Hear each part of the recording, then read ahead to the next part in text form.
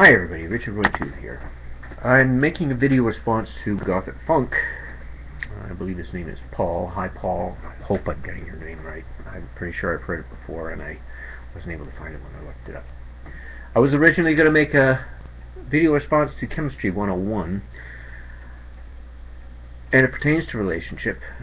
But it was because I wanted to also respond to another video of yours which you put up a while ago that really got my attention, called I Suck at Relationships.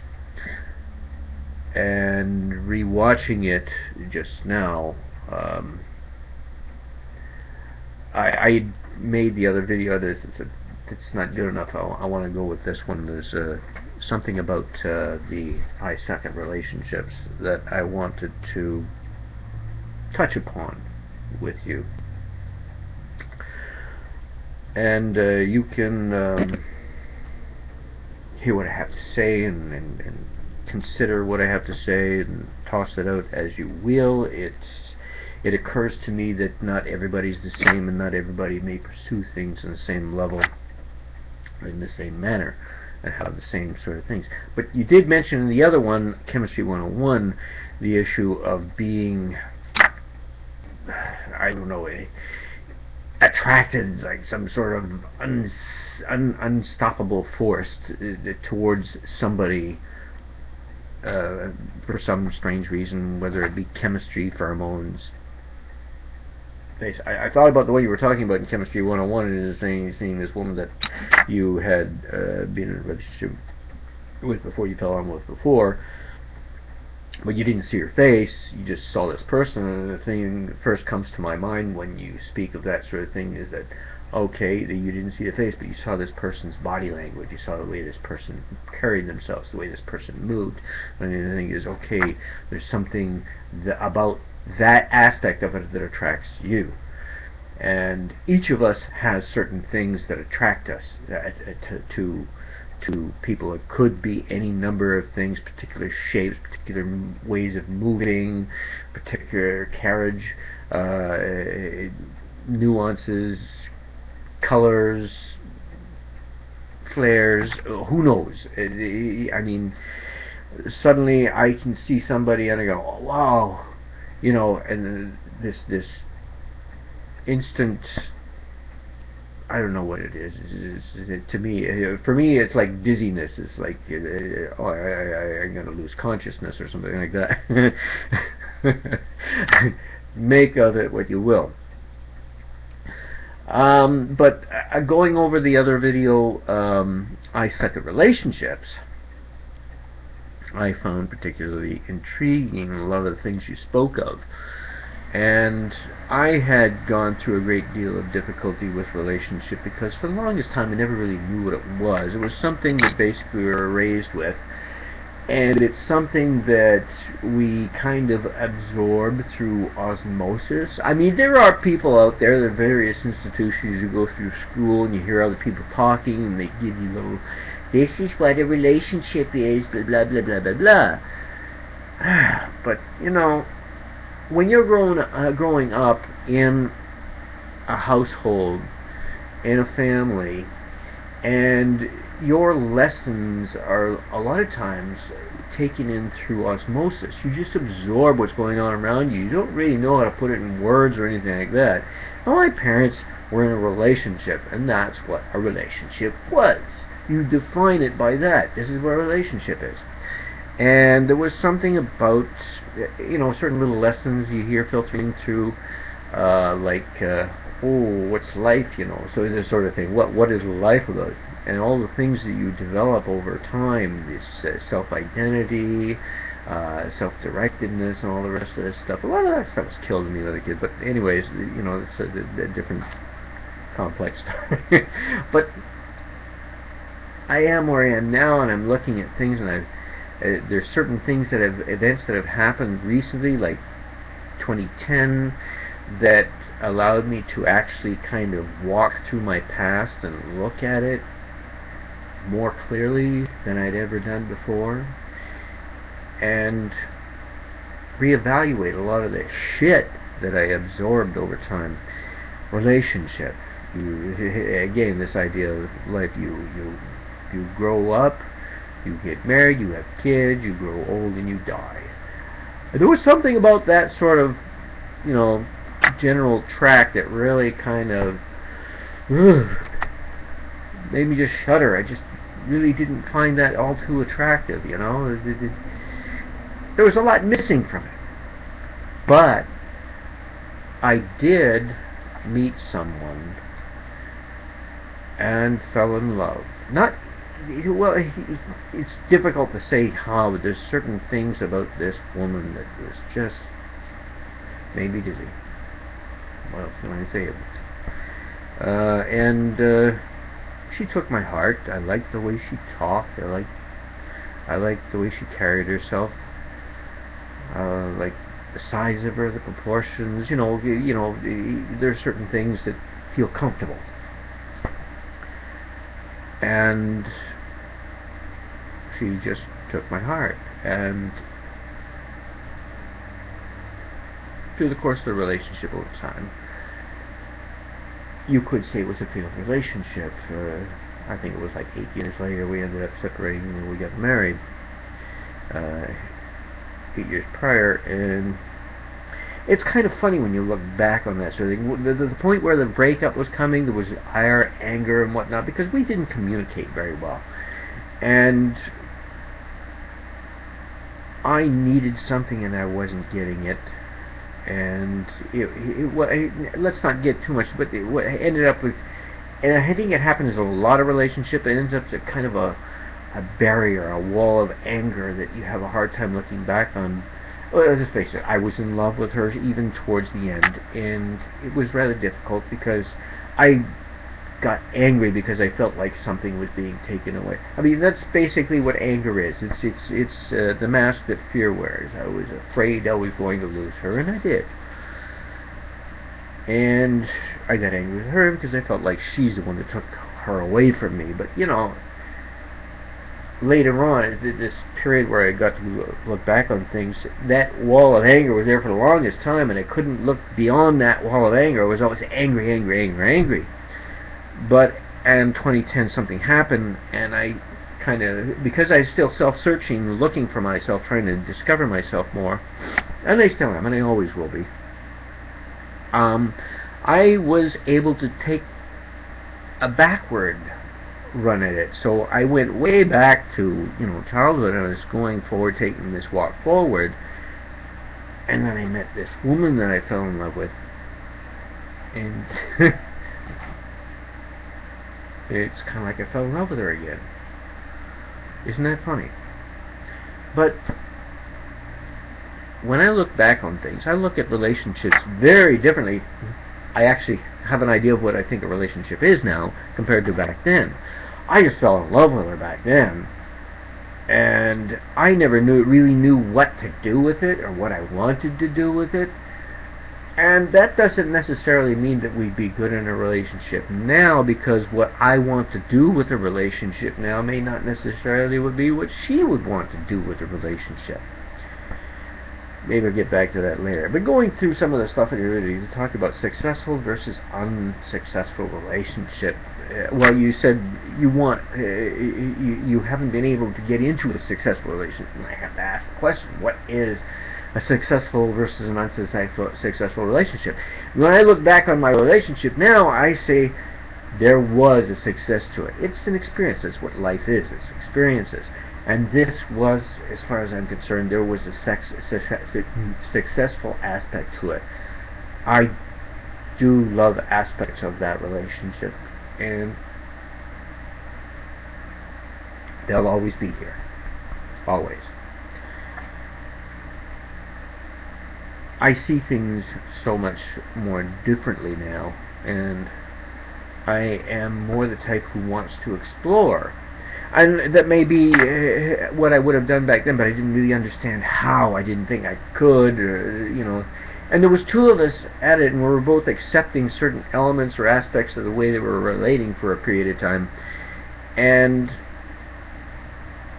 that was okay. It was a good relationship in a certain respect, because we did get something from each other. even though it didn't carry on beyond a certain point, she wanted something else, and I stopped giving. I have to admit that I stopped giving. I didn't give myself to the relationship, and I got to be careful about that, because there was something you were talking about, this, and you know, one of the things that I noticed that I miss, and you spoke of, there are certain things you will not tolerate in a relationship. You will not tolerate abuse. Well, what's abuse? You said you will not raise your voice to the other person unless they raise theirs. But when the thing that I miss is her anger, and she won't be angry with me now. She won't be straight up with me angry now. She will barely talk to me. She will not talk to me. And maybe that's because she hasn't changed, and maybe that's because she's afraid of me. I don't know, and if she is, I regret that. I don't want her to be afraid of me. I do wish her the best, and I do hope she does find happiness.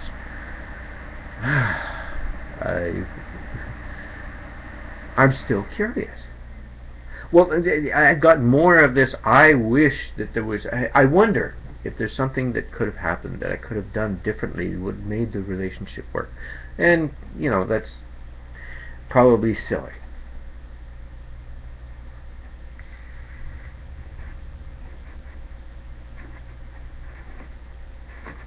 What? Oh, I'm still here. Okay, sorry. There's something going on there. But you know, you look back on things, and you wonder, well, what if I this? What if I that? You know, and all that stuff is really not going to do you a lot of good, and all you can do is just carry on forward. And you have to accept that the both of you are not necessarily on the same plane, are not necessarily playing in the same direction. The whole thing might have been a mistake to begin with, or you could say that it was a wise thing, it was a good step, it was a phase, it was a portion of your life, it was an experience, and it was a wonderful experience for a period of time. But again, if a person gets angry with you, that's part of a relationship too. That's part of what a person is. One of the things you said is you gave up a lot. You gave up a lot of what for the relationship. You gave yourself to it. But did you really give yourself to the relationship if you gave up all of the things that you desire, that you want? I mean, you're talking about you wanted some of your happiness, but you know, there was a limit, and maybe that ended up pushing your buttons and pushing your anger buttons, and to the point where you finally said, okay, that's enough. How much you communicated, I don't know. I'm not going to try to tell you how that should have gone or anything. That's something between you and her and yourself. That's important. But how is giving up a lot really putting yourself in the relationship? Maybe you needed to exert yourself. Maybe you needed to be present. Maybe she would like to discover you. To me, when I get into a relationship, when I think of it now, I want to pursue a discovery. I want to get into a person's head, which may be why I may never end up in a relationship, because some people do not want to let you inside them that way. It's too intimate. Sex is less intimate than getting into a person's head. Like Shrek back there, he would say, ogres are like onions, they have layers. Well, you know, we all have layers, and we'll let people into certain layers, and we'll let ourselves into certain layers. But there are layers that some people will not even let themselves into themselves. It's scary sometimes. It can be. I mean, just think of it yourself. Maybe you needed to bring yourself to the relationship. Maybe that's what she needed. Maybe that's what she was missing. Maybe she would get angry with you. But maybe that's a little bit of something you could look at and say, well, this is one of her emotions, and that's part of her. And that's part of what you need to discover. Well, why is she angry? What makes her tick? I mean, isn't that interesting? Isn't that something you want to discover? You're talking about the issue of trust a lot, saying that you trusted her implicitly.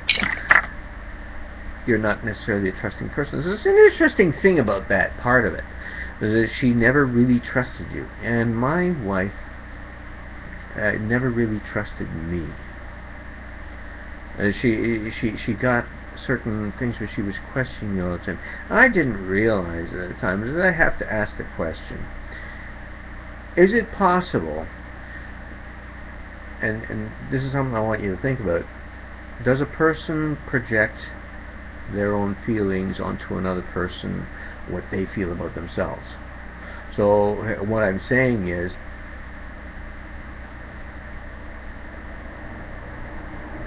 did she project onto you the fact that she knew that she was not trustworthy? That's something you have to think about. That's not necessarily the only possibility. I'm only putting it out there. There's lots of possibilities when it comes down to it, if you really think hard of it. If you really want to get to know someone, that should include all the emotions, and that includes anger, happiness, sadness, I mean, there is such a wide range of emotions we have, and each emotion has a range. So you can have, and all these things are points of discovery. They're points of self-discovery. They've got to be points of other discovery too. I actually miss my ex's anger. I wish she could get angry with me again, be the way she was. When I think back on that, that was something precious. That was something special. And you can see this is something I'm still exploring. My emotions, if I notice them, they will tell me something about myself. So if I get angry to somebody else and that person can reflect back on me that I'm getting angry, so we don't always notice our own emotional states. Somebody else can tell us or let us know that. That's an intimacy. That's an interesting aspect of a relationship. I could have learned something about her. She could have learned something about me. That's relationship. I'd be interested in why you talk about strong women you're being attracted to. Now, I gotta ask this question, because what I'm seeing is, with you giving up so much, is possibly the confusion between strong women and demanding women. If a woman is demanding everything from you for you to buckle under her every wish and whim, is she necessarily a strong woman? Can she carry herself, or does she need you to carry her? Just a thought. Just a thought. And you speak of enduring happiness. Well, what is enduring happiness? It was like that couple you were talking about. They took all of those things. It doesn't necessarily mean they're happy about the mishaps and the mistakes and the acts of vindictiveness or whatever the case may be between them, but they've overcome them. And they probably learned and grew from them too. Now, you say you won't tolerate certain abuses. Well, what do you call an abuse? Maybe the abuse is something I could have learned from. I could have taken cues from that. But, those are things that are in the past, and I can only take forward with me, as I say. You've got to learn from these things. Neither of us communicated well, and that's not necessarily an easy thing to do. How do you communicate? You communicate emotionally. I mean, when it comes down to a relationship between two people, if it's talking about an intimate relationship, you have all of the aspects of interaction. There's the psychological, the emotional, the physical,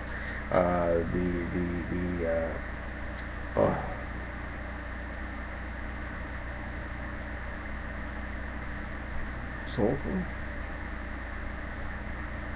heart really put that across, but there's just such a depth of interconnectivity that would be so.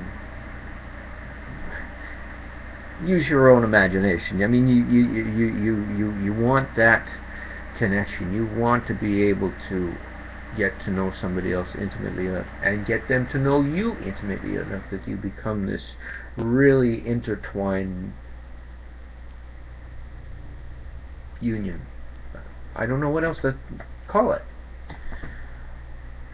Anyways, this is I'm probably losing my train of thought here, and I don't know where else to go with this for now. Like I say, like you said, maybe there's nothing here. Maybe it's just my own perspective. Maybe I'm silly. Maybe I demand too much. Maybe my depth of probing is too intimate. Maybe people would just rather fuck, and at least it's not so intimate. But anyways, I'd be curious to see what your response is to this. And it's gone 21 minutes. I didn't expect it to go that long. But it is a deep subject. It is an intricate subject, an intimate subject too. Anyways, everybody out there in YouTube land, thank you for enduring. Hope you found something in here that might be interesting to some degree or another. If I'm not repeating myself in any manner. Ta-ta for now. Take care.